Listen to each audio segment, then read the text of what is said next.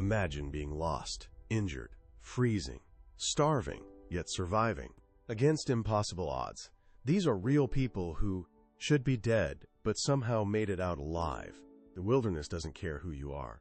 It doesn't care how strong you think you are. One wrong turn, one broken bone, one unexpected storm, and suddenly, civilization disappears.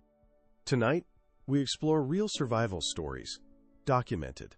Verified cases where ordinary people faced extraordinary circumstances and survived when logic said they shouldn't. Some survived weeks without food. Some crawled for miles with shattered bones. Some were lost for months, declared dead, only to walk out of the wild alive. These are the top 10 most unbelievable wilderness survival cases.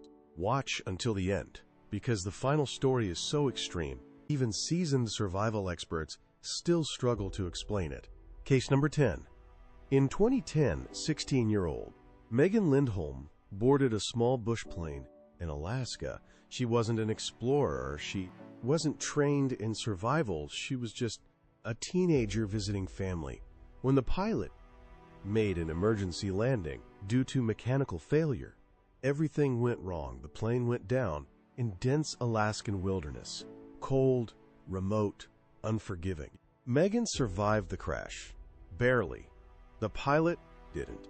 She was injured, alone, and have no food, no shelter, and no way to call for help. Temperatures dropped below freezing at night. Bears roamed the area. Megan built a shelter using wreckage from the plane. She melted snow for water using scraps of metal. She rationed a single bag of snacks found in the debris. Search teams flew overhead, but the forest canopy hid her completely. For 11 days, she fought hypothermia, hunger, and fear. On the 12th day, a search helicopter spotted a small reflection, sunlight bouncing off aluminum wreckage. Megan was rescued, weighing nearly 20 pounds less. Doctors later said if she had stayed one more night, she wouldn't have survived. Case number 9. In 2003, experienced outdoorsman Aaron Lee set out on a solo hiking trip in Utah's canyon country. He'd done this trail dozens of times. That confidence nearly killed him. While climbing down a steep rock face, a boulder shifted. Aaron fell. Both legs shattered on impact. No cell signal, no radio. No one expecting him back for days. He tried standing. Pain was unbearable, so he crawled. For 4 days, Aaron dragged himself across sharp rocks and sand. He rationed water so carefully he measured each sip by the second. At night, temperatures dropped dramatically. Coyotes circled. On day 5, dehydrated and hallucinating, Aaron reached a narrow dirt road. A passing vehicle spotted him. Doctors said crawling that distance with those injuries caused damage that should have been fatal. But Aaron survived because he refused to stop moving. Case number 8. In 1971, Julianne Kepka, a 17-year-old student, boarded a flight over the Amazon rainforest. Mid-air, the plane was struck by lightning and broke apart at 10,000 feet. Julianne fell, still strapped to her seat, into the jungle. Somehow, she survived the fall. Now she was alone in one of the deadliest environments on Earth. No food, no compass, infected wounds, deadly insects everywhere. She remembered one thing her father taught her: follow water downstream.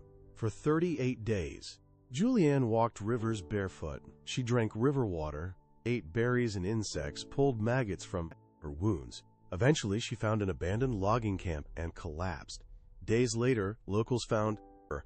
She was the only survivor of the plane crash. Scientists still debate how her body withstood that fall. Case number 7. In 2012, fisherman Jose Salvador Alvarenga set out from Mexico. A storm destroyed his boat's engine. He drifted and drifted and drifted for 438 days. Jose survived by catching fish with his bare hands. He drank turtle blood. He ate raw seabirds. The sun burned his skin. Storms nearly capsized him dozens of times. His companion died months into the ordeal.